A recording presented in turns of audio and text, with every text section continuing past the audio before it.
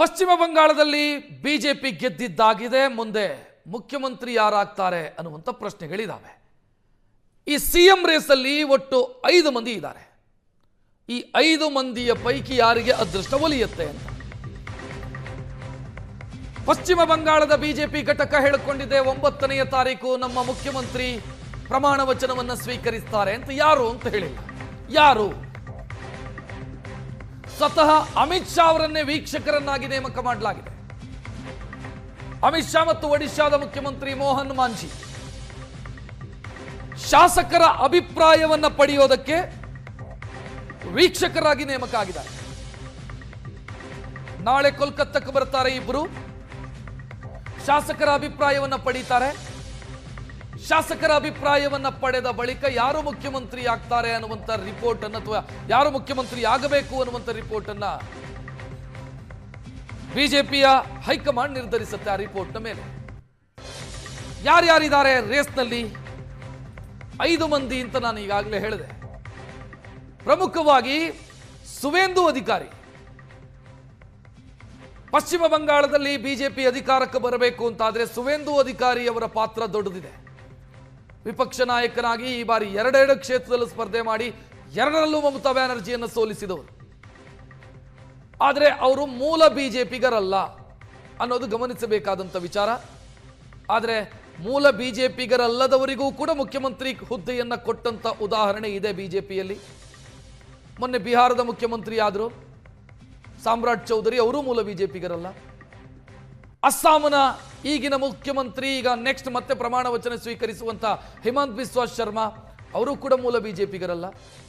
So ಮೂಲ ಬಿಜೆಪಿಗರು ಅಲ್ಲ ಅನ್ನೋದು ಸದ್ಯಕ್ಕೆ ಬಿಜೆಪಿಯಲ್ಲಿ ಮುಖ್ಯಮಂತ್ರಿ ಹುದ್ದೆ ಸಿಗಲಾರದಂತೆ ತಡೆಯುವಂತ ಶಕ್ತಿಯಲ್ಲ. ಸೊ ಸುವೇಂದು ಅಧಿಕಾರಿ ಈ ರೇಸ್ನಲ್ಲಿ ಮುಂದಿದ್ದಾರೆ. ಅದನ್ನ ಬಿಟ್ಟರೆ ದಿಲೀಪ್ ಘೋಷ್ ಅವರು ಬಿಜೆಪಿಯ ಮಾಜಿ ರಾಜ್ಯಾಧ್ಯಕ್ಷರು.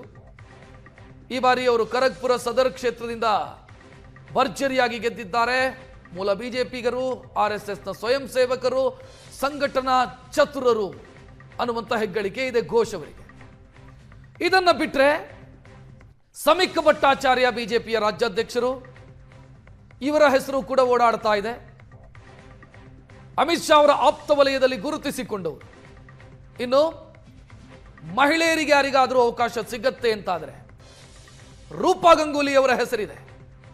ಬಂಗಾಳಿ ಚಿತ್ರನಟಿ, ಬಿಜೆಪಿಯ ಮಾಜಿ ರಾಜ್ಯಸಭಾ ಸಂಸದೆ, ಈ ಬಾರಿ ಸೋನಾರ್ಪುರ ದಕ್ಷಿಣ ಕ್ಷೇತ್ರದಿಂದ ಗೆದ್ದಿದ್ದಾರೆ. ರೂಪಾ ಗಂಗೂಲಿ ಅವರ ಹೆಸರು ಕೂಡ ಮುನ್ನೆಲೆಯಲ್ಲಿದೆ. ಅದನ್ನ ಬಿಟ್ಟರೆ ಮತ್ತೊಬ್ಬರ ಹೆಸರು ಅಗ್ನಿಮಿತ್ರ ಪೌಲ್, ಬಂಗಾಳದ ಅನ್ಸೋಲ್ ದಕ್ಷಿಣ ವಿಧಾನಸಭಾ ಕ್ಷೇತ್ರದ ಶಾಸಕಿ, ಪಶ್ಚಿಮ ಬಂಗಾಳ ಬಿಜೆಪಿ ಘಟಕದ ಉಪಾಧ್ಯಕ್ಷೆಯೂ ಕೂಡ ಹೌದು. ಅಗ್ರೆಸಿವ್ ನಾಯಕತ್ವ, TMCಗೆ ಟಕ್ಕರ್ ಕೊಡೋದ್ರಲ್ಲಿ ಮುಂಚೂಣಿಯಲ್ಲಿದ್ದರು. ಉತ್ತಮ ಸಂಘಟಕಿ ಎನ್ನುವಂಥ ಹೆಸರು ಕೂಡ ಇದೆ. ಅಲ್ಲಿಗೆ ಈ 5 ಮಂದಿಯ ಹೆಸರಿನಲ್ಲಿ ಯಾರನ್ನ ಬಿಜೆಪಿ ಆಯ್ಕೆ ಮಾಡುತ್ತೆ ಅನ್ನೋದು ಬಹಳ ಮುಖ್ಯ ಆಗುತ್ತೆ. ಸುವೇಂದು ಅಧಿಕಾರಿ ರೇಸ್ನಲ್ಲಿ ಮುಂಚೂಣಿಯಲ್ಲಿದ್ದಾರೆ. ಅದನ್ನ ಬಿಟ್ಟರೆ ಉಳಿದ 4 ಜನ. ಸೊ ಅಮಿತ್ ಶಾ ಅವರ ನೇತೃತ್ವದ ಸಭೆಯಲ್ಲಿ ಇದೆಲ್ಲದಕ್ಕೂ ಕೂಡ ಉತ್ತರ ಸಿಗುತ್ತೆ. ಯಾರು ಆಗ್ತಾರೆ ಪಶ್ಚಿಮ ಬಂಗಾಳದ ಮುಂದಿನ ಮುಖ್ಯಮಂತ್ರಿ ಅಂತ.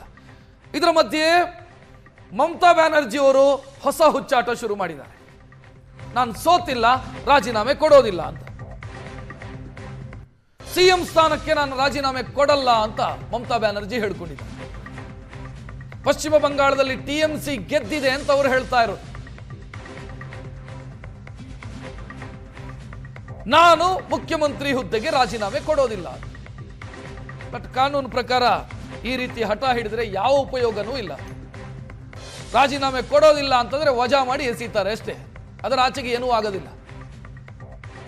ಪೊಲಿಟಿಕಲ್ ಸ್ಟಂಟ್ ಮಾಡಬಹುದು ಬಿಟ್ರೆ ಕಾನೂನು ಪ್ರಕಾರ ನಾನು ರಾಜೀನಾಮೆ ಕೊಡೋದಿಲ್ಲ ಅಂತ ಹೇಳೋದಕ್ಕೆ ಅವಕಾಶನೇ ಇಲ್ಲ.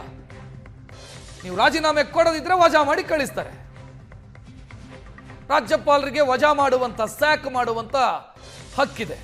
ಮರ್ಯಾದೆಯಿಂದ ರಾಜೀನಾಮೆ ಕೊಟ್ಟರೆ ಅದು ರಾಜೀನಾಮೆ ಕೊಟ್ಟರು, ಸಂಪ್ರದಾಯವನ್ನು ಪಾಲಿಸಿದ್ರು ಅಂತ. ಇಲ್ಲ ಅಂತಾದ್ರೆ ಅವರನ್ನ ಮುಖ್ಯಮಂತ್ರಿ ಹುದ್ದೆಯಿಂದ ವಜಾ ಮಾಡಲಾಗುತ್ತೆ. ಅವರ ಇಡೀ ಕ್ಯಾಬಿನೆಟ್ ಅನ್ನು ವಜಾ ಮಾಡಲಾಗುತ್ತೆ.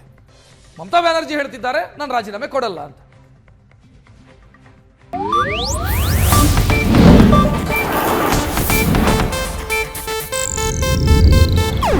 ಇದು ಏಷ್ಯಾನೆಟ್ ನ್ಯೂಸ್ ನೆಟ್ವರ್ಕ್ ಪ್ರಸ್ತುತಿ.